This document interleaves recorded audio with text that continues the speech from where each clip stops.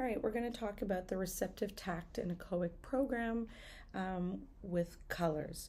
So you're going to put out an array of 3 to 5 depending on the learner and where they're at. It's probably best to start with a smaller array.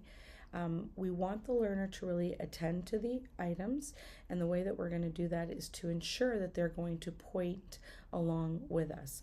So I'm going to start off by saying color blue.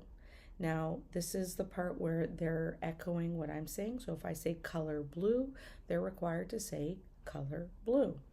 And I'm pointing, so they need to point as well. Now, if they don't, you're going to simply prompt their hand to point as well. Color blue, color purple, color yellow.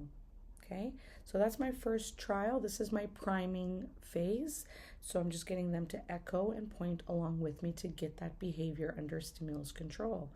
The next phase is going to be our transfer trial, and this is going to look like this. Color blue. Now I'm going to provide a little bit of a prompt for that color. They need to fill in the rest. So they'll point and say color blue. I'll say color purple, and they'll fill in color purple. And then I'll say color and they'll fill in color yellow. So that's the transfer trial. Then on the tact test, I'm going to say what color, what color, what color. And here they're required to say color blue, color purple, color yellow. And that's the end of the trial.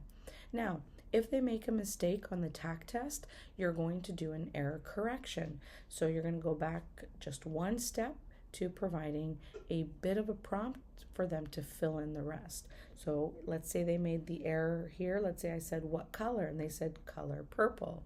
That's a mistake. So now I'm going to say color blue, color yeah. Now, something to pay attention to here.